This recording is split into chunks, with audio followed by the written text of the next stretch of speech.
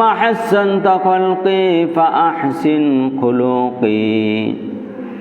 وقال تعالى في شان حبيبه مخبرا وآمرا إن الله وملائكته يصلون على النبي يا أيها الذين آمنوا صلوا عليه وسلموا تسليما. اللهم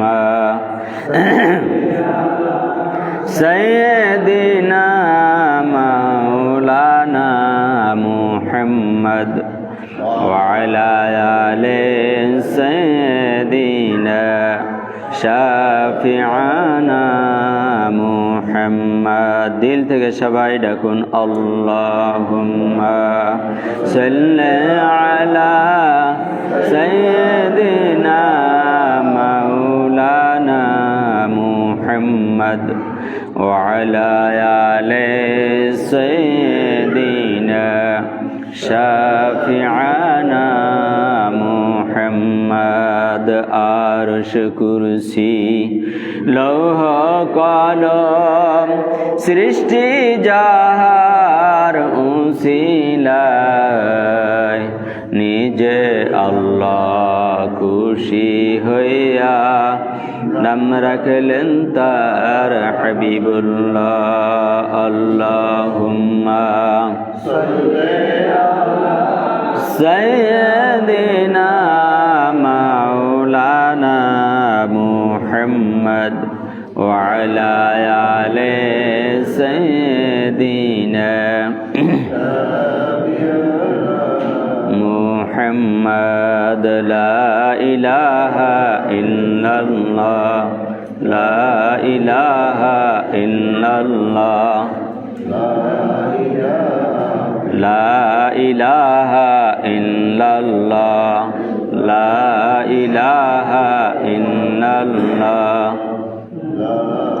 লা ইলাহা ইল্লাল্লাহ। আরে নামাজ রোজা ছাইরো না তোমরা, নামাজ রোজা ছাইরো না, মা বাবাকে ভুলো না। জান্নাতবাসী জান্নাতবাসী হইতে চাইলে প্রাণবার করো সাধনা। লা ইলাহা ইল্লাল্লাহ লা ইলাহা ইল্লাল্লাহ লা ইলাহা ইল্লাল্লাহু মুহাম্মাদুর রাসূলুল্লাহ সাল্লাল্লাহু আলাইহি ওয়াসাল্লাম। সম্মানিত অতিথিবৃন্দ, মেহমান বৃন্দ, মুসল্লিয়ানে কিরাম, যুবক বৃন্দ, ছোট্ট ছোট্ট সোনামণিরা, ইউটিউব, ফেসবুক ভিউয়ার সহ দেশ বিদেশ থেকে যারাই দেখছেন সকলকে জানাই আমার আন্তরিক সালাম। আসসালামু আলাইকুম ওয়া রাহমাতুল্লাহি ওয়া বারাকাতুহু। আপনারা সবাই কেমন আছেন? একটা সপ্তাহ পেরিয়ে আবার বাচ্চারা এদিকে আসো, এদিকে আসো, কথা বলবো না, এই পাশে আসো, কথা ভেঙে আসো। একটা সপ্তাহ পেরিয়ে আবার এক জায়গায় বসো না। একটা সপ্তাহ পেরিয়ে আবার যে আমরা জান্নাতের ফুল বাগিচায় সামনাসামনি বসতে পেরেছি, যে আল্লাহ পাক সুস্থ রেখেছেন, আসার বসার তৌফিক দান করেছেন, এজন্য যেই মনিব, যেই মালিক আমাদেরকে এই ক্ষমতাটুকু দান করেছেন, সৌভাগ্য দান করেছেন, তাকে খুশি করার জন্য, ধন্যবাদ দেওয়ার জন্য দিল থেকে বলুন আলহামদুলিল্লাহ। আমরা আমাদের জীবনের প্রত্যেকটা মুহূর্ত যদি আলহামদুলিল্লাহ বলি, তারপর আলহামদুলিল্লাহ বলার যে হক, আল্লাহর অধিকার, এটা আমাদের শেষ হবে না। কন্যা আলহামদুলিল্লাহ। আল্লাহ তো পারতেন গত জুমায় পরে আমাদেরকে বিদায় দিয়ে দিতে কবরে, ঠিক কিনা বলেন? যে আল্লাহ পাক রেখেছেন, সুস্থ রেখেছেন, আলহামদুলিল্লাহ বলার, সুবহানাল্লাহ বলার, লা ইলাহা ইল্লাল্লাহ বলার তৌফিক দান করেছেন, সে তো জান্নাতের রাস্তা আমাদের জন্য সহজ করে দিয়েছেন, ঠিক কিনা বলেন? এই জন্য আমাদের সর্বোপরি একবার আলহামদুলিল্লাহ যে বলতে পেরেছি, কারো তো জবান নাই, জিহবা নাই, আছে আবার কথা বলতে পারে না, এর শুকরিয়া আদায় করার জন্য আল্লাহ একজন মানুষ আমার ঘরেই বাস করে, বোবা, আর আমি কথা বলতে পারি, আল্লাহ এই নিয়ামতের শুকরিয়া আমি আদায় করতে পারবো না, দিল থেকে যদি বলে আলহামদুলিল্লাহ, আবার আলহামদুলিল্লাহ বলা অজীব হয়ে যায়, ঠিক কিনা বলেন? কারণ এর মতো নিয়ামত পৃথিবীতে নাই, যার বাসা নাই তার মতো কষ্টের মানুষ দুনিয়ায় নেই। কথা বলেন ঠিক কিনা? মনে অনেক বুক ভরা ব্যথা, যদি মুখ থেকে প্রকাশ না করতে পারে তার কোনো শান্তি আছে বলেন? দেখবেন এই জন্য যে বোবা লোক তার কোনো শত্রু নাই। কথা কন ঠিক না বেঠিক? যার বোবা শত্রু আছে, কারণ কথা বলতে পারে না, কারো ক্ষতি করতে পারে না। এই জন্য বোবা হয়ে এই সমাজে চলা দরকার আমাদের, ঠিক কিনা বলেন? আমাদের প্রত্যেকটা কথা থেকে জ্ঞান অর্জন করতে হবে। বোবার মতো কম কথা বলা উচিত, আমাদের কাজ বেশি করা উচিত, আমল বেশি করা উচিত, ফটফট না কইরা। যে যত কম কথা বলে, কাজ বেশি করে, সে দুনিয়া আখিরাতে বেশি সফলতা অর্জন করবে। কন্যা সুবহানাল্লাহ। এই জন্য আমাদেরকে ঘরে গেল দেখবেন এক শ্রেণীর মানুষ স্ত্রীদের সাথে পটপট শুরু করে, আন্দাজে মার শুরু করে, আন্দাজে গালিগালাজ, আছে না নাই? কথা কম বলতে হবে। যেই ভুল তিনি করেছেন সে তার চেয়েও বেশি ভুল আমরা বাইরে করি। কথা কন ঠিক কিনা? তারপর আমরা কারো কাছে জবাবদিহি করি না। অথচ স্ত্রী যদি একটু লবণ কম হয়, মারামারি, এমনকি ফাঁসির কাস্টেও চলে যায় অনেক সময়। ছোট্ট জিনিস মনে রাখবেন, ছোট্ট জিনিস বড় হয় কিভাবে? একটা লবণ নিয়ে বাঁচতে বাঁচতে বাঁচতে বাঁচতে অনেক দূরে চলে যায়, শেষ পর্যন্ত মারামারি, শেষ পর্যন্ত আত্মহত্যা, গলায় দড়ি, বিষপান থাকতে পারে কিনা? সম্মানিত অতিথির জন্য আল্লাহ রাসূল সাল্লাল্লাহু আলাইহি সাল্লাম বলেছেন, ও দুনিয়ার স্বামীরা, দুনিয়ার পুরুষেরা, তোমরা যদি জান্নাতে যেতে চাও তোমাদেরকে 4টা কাজ করা লাগবে। কয়টা? তোমাদের স্ত্রীদের জন্য তোমাদের 4টা করণীয় আছে। 4টা কাজ আছে, এর মধ্যে 2টি তাদের জন্য করণীয় আর 2টা কাজ হলো বর্জনীয়, অর্থাৎ তাদের জন্য করা যাইবে না। এই 4টা কাজ যদি কোনো দুনিয়ার পুরুষেরা করতে পারে তারা জান্নাতে যাইতে পারবে, আর যদি 4টা কাজ না করে তারা জাহান্নামে যাবে।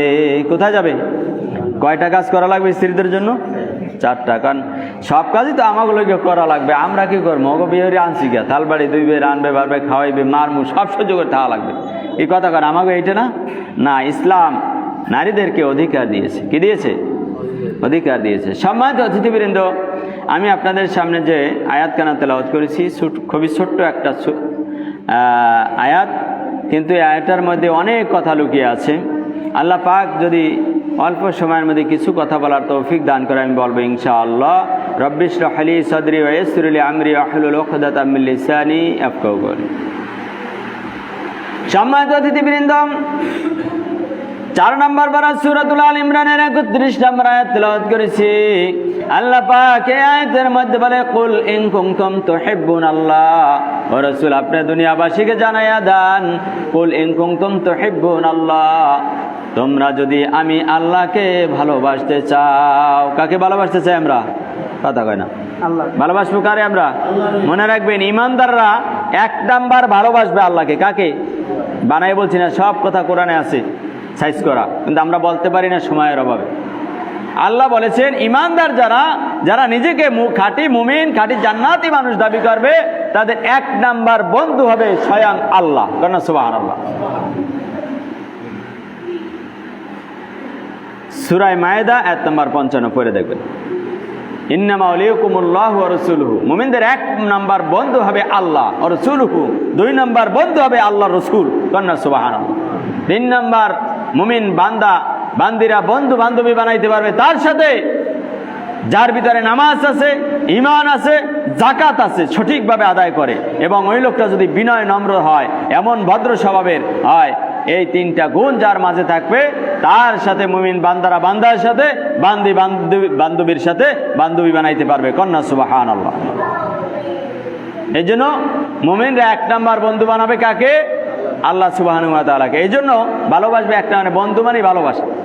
আল্লাহ যে বলছে, রাসূল দুনিয়ায় যদি কোনো মানুষ আমি আল্লাহকে ভালোবাসতে চায়, ফাত্তাবিউনি, তারা যেন আপনার অনুকরণ শুরু করে। কার অনুসরণ? ফাত্তাবিউনি, তারা যেন রাসূলের অনুকরণ করে। অনুসরণ আর অনুকরণ বোঝেন আপনারা? বোঝেন তো, যেটা সহজ সেইটা, কঠিনটা বোঝেন না।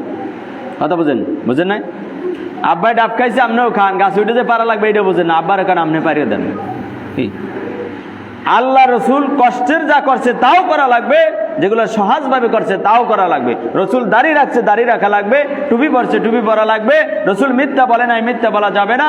রসুল সবসময় স্ত্রীদেরকে ভালোবাসছে, আপনারও ভালোবাসা লাগবে। অর্থাৎ রসুল যা ঘর থেকে বাইর পর্যন্ত করছে সব কি করা লাগবে? করা লাগবে। এর নাম হচ্ছে রসুলের অনুসরণ, অনুকরণ। কুল ইন কুনতুম তুহিব্বুনাল্লাহ ফাত্তাবিউনি ইউহিব্বুকুমুল্লাহ।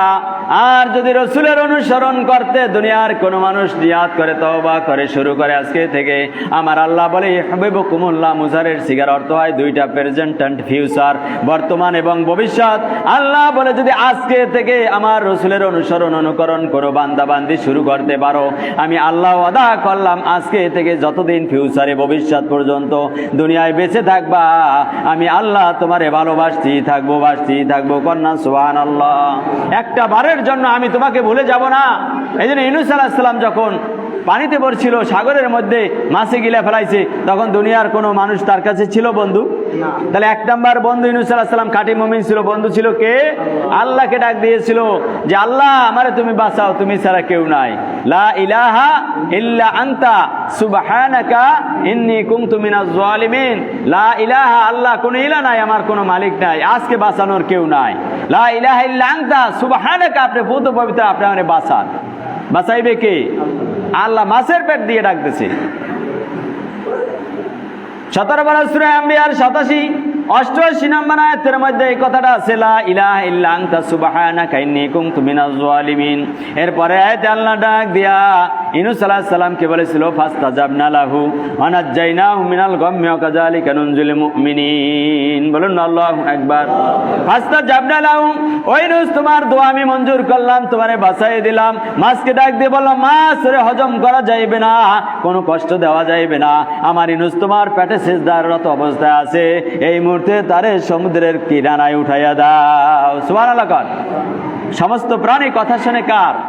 ইউনূস আলাইহিস সালামকে একবারে অক্ষত অবস্থায় নদীর কিনারায় আল্লাহ পাক মাছের পেট থেকে বমি করায় উঠিয়ে দিলেন। ফাস্তাজাবনা লাহু ওয়া নাজ্জাইনাহু মিনাল গাম্মি ওয়া কাযালিকা নুনজিল মুমিনিন। আর মুমিনদের মধ্যে থেকে ইউনূস শোনো, কিয়ামত পর্যন্ত যত মানুষ এরকম বিপদে পড়বে আর আমি আল্লাহর উপরে তাওয়াক্কুল করে আমারে ডাক দেবে, ইউনূস তোমারই বাঁচাইলাম না, কিয়ামত পর্যন্ত সকল মুমিনদেরকে বিপদের সময় আমি আল্লাহ এইভাবে উপকার করে বাঁচাইয়া দেব। সুবহানাল্লাহ। তাহলে আমরাও বিপদে পড়লে বাঁচাইবেন কে? এজন্য মাঝে মাঝে পড়তে হবে লা ইলাহা ইল্লা আনতা সুবহানাকা ইন্নী কুনতু মিনাজ জালিমিন। আবার পড়তে হবে হাসবুনাল্লাহু নি'মাল ওয়াকিল নি'মাল মাওলা ওয়া নি'মান নাসির। আল্লাহ ওকিল মানে কি? অভিভাবক। আল্লাহ আপনারে দুনিয়ায় ক্যান্সার হয়েছে বা বড় রোগ হয়েছে, সব ডাক্তার দেখাইছি, আনার পারি না, হাত জায়গায় কান্দে কার কাছে? তখন যদি কোনো বান্দা ডাক দিয়া বলে হাসবুনাল্লাহু ওয়া নি'মাল ওয়াকিল, আল্লাহ আপনি আমার বান্দা, আপনি আমার প্রভু সৃষ্টিকর্তা, আপনি আমার অভিভাবক, ওকিল, আপনি আমার জন্য যথেষ্ট, নি'মাল ওয়াকিল নি'মাল মাওলা ওয়া নি'মান নাসির, আপনি সাহায্য করেন। আল্লাহ তখন বলে বান্দা ও বান্দি, তোমার সাহায্যের জন্য এখন আমি আল্লাহ পাকই যথেষ্ট। সুবহানাল্লাহ। যেন আমাদেরকে সব সময় নির্ভর করবো আমরা যার উপরে, যাকে বন্ধু বানাবো তিনি কে? এক নম্বর বন্ধু হবে আল্লাহ, 2 নম্বর বন্ধু হবে কে? রসুল। 2 নম্বর বন্ধু হবে কে? বানাই বলি না তো, কোরআনে আছে বাবা, ইন্নামা ওয়ালিয়ুকুমুল্লাহু ওয়া রাসূলুহু। 1 নম্বর বন্ধু হবে আল্লাহ, 2 নম্বর রসুল। ওয়া রাসূলু আল্লাযীনা আমানুল্লাযীনা ইউকিমুনাস সালাতা ওয়া ইউতুনাজ যাকাতা হুম রাকিউন। আর 3 নম্বর বন্ধু হবে ওই লোকটা আল্লাযীনা ইউকিমুনাস সালাতা, যদি নামাজ কায়েম করে, নামাজ সঠিকভাবে যেই লোকটা পড়বে 5 ওয়াক্ত, জামাতে পড়ুক বা এমনি পড়ুক, নামাজ সঠিকভাবে পড়ে, জামাতে পড়ার চেষ্টা করে, আর যাকাত আদায় করে, আর ওই লোকটা যদি হয় বিনয়, নম্র, শান্ত স্বভাবের ভালো মানুষ, তার সাথে তোমরা দোস্ত বানাবে। এই কথা কার? আর একটা ডাকাতের সাথে যদি দোস্ত বানান, একটা সন্ত্রাসের সাথে যদি দোস্ত বানান, আপনার ক্ষতি হবে না লাভ হবে? কথা বলেন। দুনিয়ায়ও ক্ষতি, পরকালেও কি? এজন্য আল্লাহর নবী বলেন আলমারু মা মান আহাব্বা ওয়া আনতা মা'আল্লাযী আহবাবতা, যার সাথে যার বন্ধুত্ব তার সাথে তার কাল কিয়ামতে হাসর হইয়া যাইবে। সুবহানাল্লাহ। যেন আমরা বন্ধু বান্ধব দোস্ত বানাবো, যার সাথে চলবো, একটু ভালো মানুষ হওয়ার দরকার আছে না নাই? আর নাই দুনিয়ায় উপকার হবে না, পরকালেও কোনো উপকার করতে পারবে না। সম্মানিত অতিথিবৃন্দ, আল্লাহ বলেন ইয়াগফিরু লাকুম যুনুবাকুম আল্লাহু গফুরুর রহিম। এইভাবে যদি রসুলের অনুসরণ করতে পারো আর দুনিয়ায় এইভাবে বন্ধু বানাইতে পারো, তাহলে আমি আল্লাহ বললাম তোমার জীবনের সব গুনাহ খাতা আমি এমনি মাফ করে দেব। সুবহানাল্লাহ। তাহলে আমরা যদি আল্লাহকে বন্ধু বানাইতে পারি, দোস্ত বানাইতে পারি, আর রসুলকে এক নম্বরে, 2 নম্বরে ভালোবাসতে পারি, 3 নম্বরে ভালো মানুষকে ভালোবাসতে পারি, আর আল্লাহর উপরে তাওয়াক্কুল করতে পারি, তাহলে আল্লাহ তাআলা বলছে তোমাকে জীবনের সব গুনাহ মাফ করে দেবো। কন্যা সুবহানাল্লাহ। তাহলে আমরা কোরআন অনুযায়ী চলবো না ইচ্ছা মতো? তা কোরআন অনুযায়ী যদি চলি তাহলে শুধু নামাজই কোরআন না, আমাদের চলা ফেরা, কাজ কর্ম, স্ত্রীদের সাথে ব্যবহার, মানুষের প্রতিবেশীর সাথে আচার আচরণ, এগুলো কোরআন কেন্দ্রিক হবে না আমার ইচ্ছা মতো হবে? রব্বুল আলামিন সূরাতুল বাকারার 83 নম্বর আয়াতের শেষে বলে, আকুলু লিন্নাসি হুসনা, তোমরা মানুষের সাথে সুন্দর সুন্দর মার্জিত ভাষায় কথা বলবা, মুস্কি হাসি দিয়া কথা বলবা, সালাম দিয়া কথা বলবা। কন্যা সুবহানাল্লাহ। সালাম দিয়া, মুস্কি হাসি দিয়া কেমন আছেন, সুন্দর ভাষায় যদি আমরা কথা বলি, একদিন দেখবেন 10 দিন এরকম যদি একজন মানুষের কুশলাদি জিগান, সালাম দেন, দেখবেন ওই লোকটা একদিন আপনার কলিজার টুকরো হয়ে যাবে। কথা বলেন ঠিক কিনা? আপনি মৃত্যুবরণ করলে গরু খাওয়ান লাগবে, এমনি কাঁদবে, এমনি জানাজার নামাজে দাঁড়ায় দাঁড়ায় ফুপাই ফুপাই কানবে, এই লোকটা অনেক ভালো ছিল, আমাকে মহব্বত করতো, আমারে ভালোবাসতো। আরে আমরাই তো কাঁদি, ঠিক কিনা বলেন? আপনি একজনের জন্য দেখবেন যাইয়া জানাজায় কাঁদতে আছেন দাঁড়ায় দাঁড়ায়, অথচ আপনার রক্তের কিছু না, আছে কি নাই? এরকম হয় তার আচরণে, এটা হয় তার ব্যবহার, এটা হয় তার লেনদেন, কথাবার্তার মধ্য দিয়ে। সম্মানিত অতিথিবৃন্দ, এই জন্য আল্লাহ রাসূল সাল্লাল্লাহু আলাইহি সাল্লাম বলেন, আল্লাহুম্মা আহসানতা খালকি ফাহসিন খুলুকি। আল্লাহ রাসূল সাল্লাল্লাহু আলাইহি সাল্লাম যখন আয়না দেখতো, তার চেহারাটা দেখতো আসমানের চাঁদের মতো সুন্দর। রাসূল দোয়া করতেন আল্লাহর কাছে, আল্লাহুম্মা আহসানতা খালকি ফাহসিন খুলুকি, আল্লাহ আমারে যেমন সুন্দর করে আপনি সৃষ্টি করেছেন, আমার চেহারাটা যে এত উজ্জ্বল করেছেন, সুন্দর করেছেন, আমার চরিত্রটাও এরকম সুন্দর বানাইয়া দেন। সুবহানাল্লাহ। তাহলে আমরা যেরকম চেহারা, যেরকম আসলে চরিত্র এরকম, কথাবার্তা এরকম, লেনদেন আমাদের এরকম বানাইতে পারছি? আমাদের স্ট্রাকচার 3.5 হাত যেমন সুন্দর এক নিখুঁতভাবে আল্লাহ সৃষ্টি করেছেন, ঠিক তেমনি ভাবে আমাদের কথাবার্তা, লেনদেন, চরিত্র আমাদের সুন্দর বানানোর দরকার আছে না নাই? এবং আমরা কথা বলবো এমন কথা যে কথা দিয়ে দুর্গন্ধ হয়, আল্লাহ সেটা বলে নাই। আল্লাহ বলছে আকুলু লিন্নাসি হুসনা, মানুষের সাথে লেনদেন করার সময় হোক, চলাফেরার সময় হোক, এমনভাবে মার্জিত ভাষায় তোমরা সুন্দর ভাষায় কথা বলবা, মধুর ভাষায়, মুস্কি হাসি দিয়া, যেন মানুষের দিল জয় করে নেওয়া যায়। কন্যা সুবহানাল্লাহ। আমরা এভাবে সুন্দর ভাষায় কথা বলবো, হাত মিলাবো, জিজ্ঞাসা করবো কেমন আছেন, বাড়ির সবাই কেমন আছে, বিপদ আপদে আমরা ঝাঁপিয়ে পড়বো ইনশাআল্লাহ। সম্মানিত অতিথি, আমি বলতেছিলাম যে 4টা স্ত্রীদের উপরে 4টা হক আছে, যদি করা যায় জান্নাত, না করলে কোথায় যাওয়া লাগবে? জাহান্নাম। আমি বানাই বলছি, এটা হাদিসে আছে। বিশ্ব নবী সাল্লাল্লাহু আলাইহি সাল্লাম বলেন, হাকিম ইবনে মুয়াবিয়া, সাহাবী হাকিম ইবনে মুয়াবিয়া রাদিয়াল্লাহুর বাবা নবীজিকে একদিন জিজ্ঞেস করলেন, ইয়া রাসূলুল্লাহ, ইয়া হাবিবাল্লাহ, আমার এমন কিছু আমল দেন যেটা দিয়ে দুনিয়া আখিরাতে ধন্য হয়ে যাব, জান্নাতে যেতে পারবো। আল্লাহ রাসূল বললেন, তাহলে তোমাকে 2টি কাজ করা লাগবে স্ত্রীদের জন্য, আর 2টা কাজ স্ত্রীদের থেকে, 2টা কাজ থেকে দূরে থাকা লাগবে। কয়টা কাজ করা লাগবে? কয়টা? 4টা কাজ স্ত্রীদের জন্য, 2টা করণীয় আর 2টা অর্থাৎ বর্জনীয়, তার থেকে বাদ দেওয়া লাগবে। নাম্বার 1 হলো, তুমি যেই মানের খাবার খাবা, মার্কেটে যাবা, ঢাকা শহর যাও, সৌদি আরব যাও, যেখানেই যাও, যেই মানের খাবার দাবার খাবা, ততি উত্তম ওই মানের খাবার তুমি তোমার স্ত্রীকে খাওয়ানোর চেষ্টা করবা। কোন মানের খাবার? নিজে বাজারে যাই রসের গল্লা খান, বড় বড় মুরগির রান খায়, আছে না নাই? ব্যয় বেরিয়ে যাই খায়, বেড়াইয়া খায়, কিন্তু স্ত্রীর খালি মরিচ পোড়া আর আলু ভর্তা, কথা বলেন, আছে না? ঠিক না বেঠিক? ডিম আনতে গেলে আনে না, মারে ঘুষি, আছে না? এই জন্য আল্লাহ রসুল বলছে না, এরকম চলবে না। স্ত্রীদের মর্যাদা ইসলাম দিয়েছে, আল্লাহ রসুল দিয়েছিলেন। এই জন্য আল্লাহ রসুল বলেছে, তুমি যেই মানের খাবা ওই মানের খাওয়ানোর চেষ্টা করা লাগবে তোমার স্ত্রীর। কন্যা সুবহানাল্লাহ। 14 বাড়ি দাওয়াত খাবো, একদিনও গোস্ত বাড়ি খাওয়াবো না, এটা কিন্তু হবে না। আমরা চেষ্টা করব ঘরেও স্ত্রী পুত্র যারা আছে একটু ওই মানের ভালো খাওয়াইতে। সবাই রাজি আছেন ইনশাল্লাহ? এইগুলো 1 নাম্বার। 2 নাম্বার কাজ, তাহলে আমি যদি 2000 টাকা দিই, 3000 টাকা দিয়ে জামা বানাই, পাঞ্জাবি বানাই, ওনার জন্য 2000 টাকা একটা ফরক বানাইতে অনেক সময় কষ্ট লাগে, কথা গান আছে না নাই?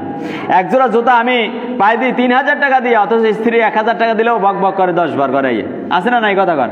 যদিও আমরা এরকম না, আমাদের মসজিদের ইমাম বা আপনারা আমরা ভালো, কিন্তু এরকম আছে না নাই? কথা বলেন, কিছু তো আছে। আল্লাহ রসুল যেটা বলছে বানাইয়া বলেন না, এটা তো কিয়ামত পর্যন্ত থাকবে কম বেশি। এই জন্য আল্লাহ রসুল বলেছে, তোমরা যেই মানের পোশাক পরবা, ওই মানের পোশাক, ওই পরিমাণ টাকার হোক, ওই মানের হোক, পরানোর চেষ্টা করা লাগবে। বলেছেন কে? বিশ্ব নবী সাল্লাল্লাহু আলাইহি ওয়াসাল্লাম কথা কয় না। তো এই কাজগুলো না করলে জান্নাতে যাইতে পারবো আমরা? আমরা চেষ্টা করব, কি করবো ইনশাল্লাহ? আমরা সবাই চেষ্টা করব যে ইমানের খাবার খাই, বাইরে গেলে আমিও কিনে নিয়ে যাওয়ার চেষ্টা করবো ঘরে, অথবা একদিন খাওয়ানোর চেষ্টা করব। আর যে ইমানের পোশাক পরেন, এই মানের পোশাক পরানোর, শাড়ি পরানোর, ব্লাউজ পরানোর চেষ্টা করতে হবে ইনশাআল্লাহ। এরপরে 3 নম্বরে হলো আল্লাহ রাসূল বলেছে কোনো স্ত্রীদের গায়ে আঘাত করা যাবে না, চেহারার মধ্যে মারা যাবে না। মারবো আমরা স্ত্রীদের চেহারার মধ্যে? কারা কারা মারবেন হাত জাগান। মারবে না কেউ, দেখছেন? এই ওয়াদা করে যদি যে মারে খালি খেলি, তা আল্লাহ রসুল বলেছে মারা যাবে না। আসলে একটা কথা কি মনে রাখবেন, শুধু রসুলের কথা না, এটা বিজ্ঞানের থিওরি হচ্ছে রসুল। বিজ্ঞান যা বলবে কিয়ামত পর্যন্ত তা রসুল বলে গেছে, কন্যা সুবহানাল্লাহ। মনে রাখবেন, আপনি দেখেন মারামারি করে আসলে ঘরে সুখ আনতে পারবেন না। আর আপনি ধৈর্য ধরে দেখেন, বুঝাইয়ে দেখেন, ঘরের মধ্যে জান্নাত তৈরি হবে। আপনি দেখেন না প্র্যাকটিক্যালি।